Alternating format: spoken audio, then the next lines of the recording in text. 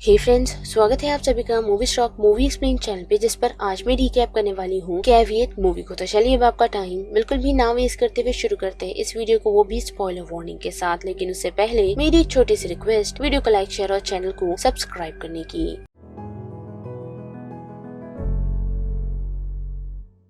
Film की शुरुआत हमें काफी टूटे फूटे घर से दिखाई जाती है, जहां हम उस घर में एक लेडी को देख सकते हैं जिसका नाम ओल्गा है, और वो अपने हाथों में अजीब सा रैबिट लेकर घूम रही है, जिसे वो डायरेक्शन की तरफ पॉइंट करती है, और जैसे ही वो ड्रम बजाता है वो उस डायरेक्शन में मूव होती चली जाती है। यानी कि वो रैबिट उसे डायरेक्शन बता रहा है जिसे वो फॉलो करती जा रही है, और ऐसे ही फॉलो करते हुए हम देख पाते हैं कि वो बेसमेंट में आ पहुंची है, और जैसे ही वो रैबिट को एक दीवार की तरफ मूव करती है तो वो फिर से ड्रम बजाना शुरू कर देता है, जिस कारण वो उस दीवार में एक छोटा सा होल बनाती है, जिसके अंदर झांकते ही वो काफी शॉक हो जाती है। जिसके बाद ये कहानी आइजैक नाम के एक लड़के पर बढ़ती है जिसे भूलने की बीमारी है, यानी कि इसके साथ कुछ ऐसे हादसे हुए थे जिस वजह से वो अक्सर चीजें भूल जाता है। लेकिन उसी के साथ हम देख पाते हैं कि उसका लैंडलॉर्ड मोई उसे मिलने के लिए आ पहुंचा है, वो भी एक रिक्वेस्ट के साथ कि आइजैक उसका ये काम कर दे कि वो उसकी नीज को संभाल ले, जिसकी नीज और कोई नहीं बल्कि ओल्गा है। और वो आइजैक को काम पर इसीलिए रखना चाहता है क्योंकि उसे आइजैक पर भरोसा है, क्योंकि अक्सर ओल्गा बिना किसी वार्निंग के एकदम शांत बैठ जाती है, जिसके साथ कोई भी कुछ भी कर सकता है। लेकिन इतना ही नहीं बल्कि वो एक ऐसी जगह रहती है जहाँ आसपास पूरा पानी है, यानी कि हम कह सकते हैं कि वो आइलैंड पर अकेली रहती है।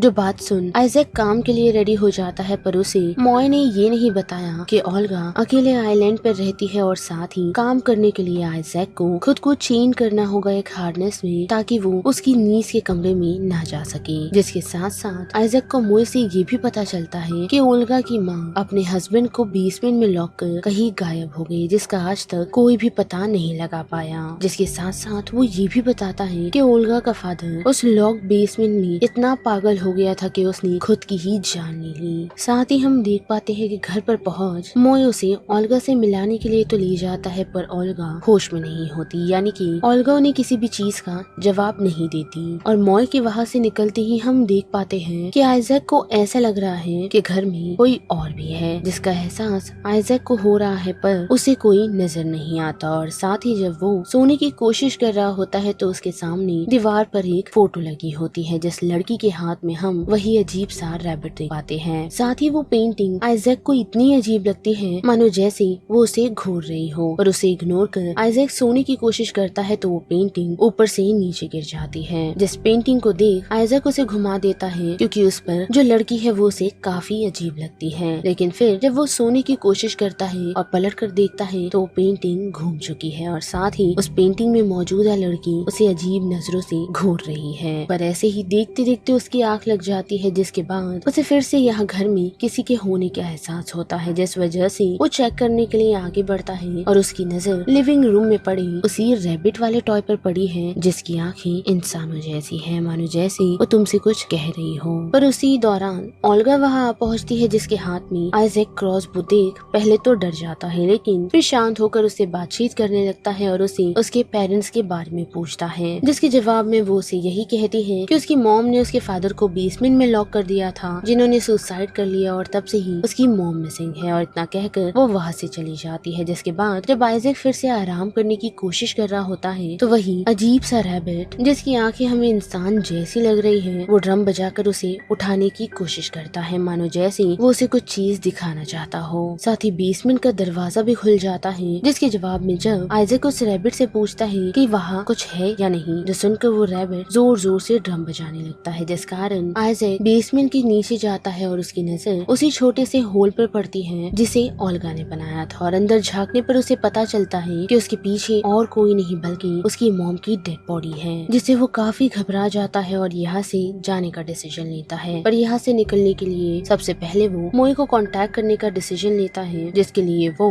ओल्गा के कमरे में जाता है, यही सोचते हुए कि ओल्गा ने ही उसकी मॉम को मारा है और डेड बॉडी को बेसमेंट में छुपा कर रखा। पर ओल्गा के रूम में वो जा नहीं सकता उस हार्डनेस की वजह से, जिस कारण वो एक सॉकेट में से अपना हाथ घुसाकर ओल्गा के रूम में रखे हुए फोन को इस्तेमाल करने का डिसाइड करता है, जिसे वो इस्तेमाल करने में कामयाब होता है और मॉय को ये इन्फॉर्म करने में भी कि बेसमेंट में ओल्गा की मॉम की लाश पड़ी है जिसे ओल्गा ने ही मारा है और वो ये सारी बातें सभी लोगों से छुपा रही है। जो सुन मॉय उससे यही कहता है कि वो इस बारे में किसी को भी ना बताए, साथ ही पुलिस को भी, जो आइजैक करे तो करे कैसे क्योंकि उसे यहाँ का एड्रेस तक पता नहीं, जिस वजह से वो मॉय के आने का वेट करता है। पर उसने ओल्गा के रूम को लॉक कर दिया है, जिस वजह से इंटरकॉम की मदद से वो आइजैक से बात करती है, उसे ये कहते हुए कि उसने उसे लॉक क्यों किया, जिसके जवाब में आइजैक उसे बता देता है कि उसे उसकी मॉम की लाश मिल गई है और वो उसके अंकल को इस बारे में सब कुछ बता चुका है। जो बात सुन ओल्गा उसे कहती है कि उसे ऐसा नहीं करना चाहिए था क्योंकि उसकी मॉम को ओल्गा ने नहीं बल्कि उसके अंकल और फादर ने मिलकर मारा था। जो बात सुनने के लिए आइजैक उसके कमरे में जाने का डिसाइड करता है, पर पहले उसे क्रॉस बो साइड में रखने के लिए कहता है और उसके बाद ओल्गा उसे बताती है कि अंकल और फादर ने मिलकर उसकी मॉम को इसीलिए मारा था क्योंकि ओल्गा की मॉम उसके फादर की क्लेस्ट्रोफोबिया का मजाक उड़ाया करती थी। जो बात सुन वो उसे यही कहता है कि उसे पुलिस को कॉल करना चाहिए, पर ओल्गा ऐसा नहीं करती और कुछ समय बाद वो आइजैक के भाई का जैकेट पहन उसके सामने खड़ी हो जाती है। जो देख आइजैक काफी कंफ्यूज है और उसे पूछता है कि ये जैकेट यहाँ कैसे आया, जिसके जवाब में ओल्गा उसे बताती है कि 1 साल पहले उसने ही इसे यहाँ भूल गया था। जो बात सुन आइजैक उससे यही कहता है कि वो यहाँ पर पहली बार आ रहा है, पर ओल्गा उसे बताती है कि अगर उसे याद होगा कि उसके फादर की डेथ कैसे हुई, वो भी बेसमेंट में उसकी मॉम के बंद करने के कारण, पर अगर उसकी मॉम की पहले ही डेथ हो चुकी थी तो उसके डैड की डेथ का जिम्मेदार कौन था, जिसके लिए वो उसे बताती है कि मो ने उसे और उसके भाई को हायर किया था ताकि वो दोनों ओल्गा के फादर को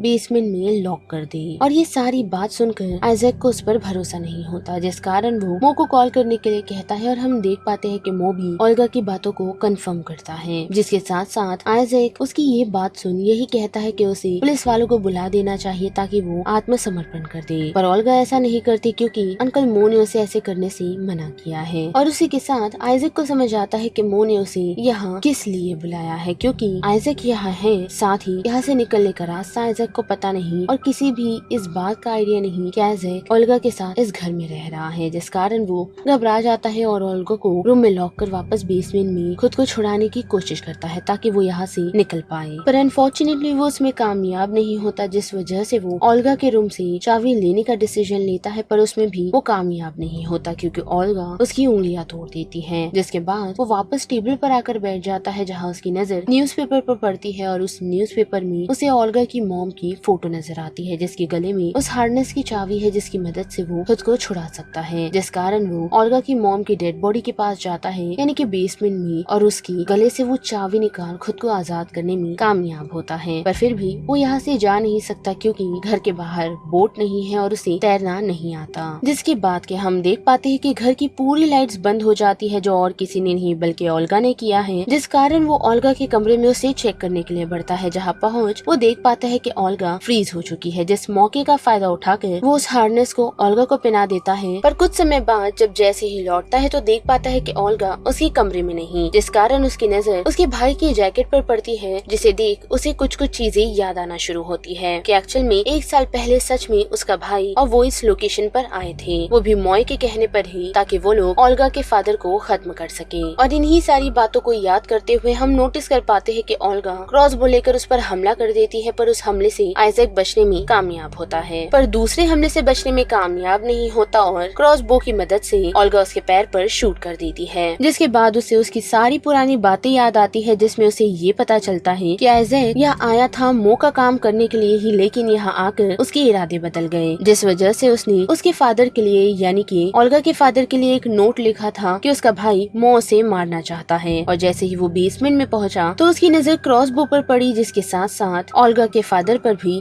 जो ऑलरेडी जख्मी था, जिन्हें देख वो डरकर वापस बेसमेंट से बाहर चला गया और उसने ये नोटिस किया कि उसका फादर हार्नेस में लॉक था ही नहीं। लेकिन 2 दिन बाद जैसे मो आइजैक से मिलने के लिए पहुंचा तो उसने उसे सब कुछ सच बता दिया कि उसने ओल्गा के फादर को बेसमेंट में लॉक किया ही नहीं था। जो सुन मो शॉक है, लेकिन साथ ही वो उसे ये बताता है कि उसे इस बारे में पता चल गया कि मो की असलियत के बारे में वो ओल्गा के फादर को बताने वाला था, पर फिर भी वो आइजैक को कुछ नहीं करता और वहाँ से चला जाता है। जिसकी कुछ दिनों बाद जब आइजैक की मुलाकात मो से हुई थी, वो भी एक बोट पर, तो उस मौके का फायदा उठाते हुए मो ने उसे पानी में ढकेल दिया था, यही सोचते हुए कि उसे अब वो खत्म कर देगा, पर अनफॉर्चुनेटली ऐसा हुआ नहीं, बल्कि आइजैक बच गया और उस कारण उसकी मेमोरी लॉस हो गई, जिस जिस वजह से ही 1 साल बाद जब वो रिकवर हुआ तो मो उससे मिलने के लिए हॉस्पिटल आ पहुंचा और वापस इस घर में ले आया ताकि वो उसे यहाँ पर खत्म कर सके। पर आइजैक ऐसा होने नहीं देगा, जिस वजह से वो सबसे पहले अपने पैर से उस तीर को निकालता है और उसी दौरान उसकी नजर एक डोर पर पड़ती है, यानी कि एक सीक्रेट डोर पर जो एक टनल जैसा है, जिसमें झांकने से उसे ऐसा लगता है कि ओल्गा की मॉम उसे देख रही है। पर उसे इग्नोर करते हुए वो उस टनल के सहारे सीधा ओल्गा की मॉम की डेड बॉडी के पास आ पहुंचता है, जहां से बाहर निकलने की कोशिश अब वो कर रहा है और ये भी नोटिस कर पाता है कि ओल्गा की मॉम उसे देख रही है, जो चीज उसे काफी डिस्टर्ब करती है, जिस कारण वो अपने कैप को निकाल उन्हें पहना देता है, यही सोचते हुए कि अब वो उसे नहीं घूरेगी। पर ऐसा होता नहीं, बल्कि फिर भी वो लाश उसे घूरती रहती है और वो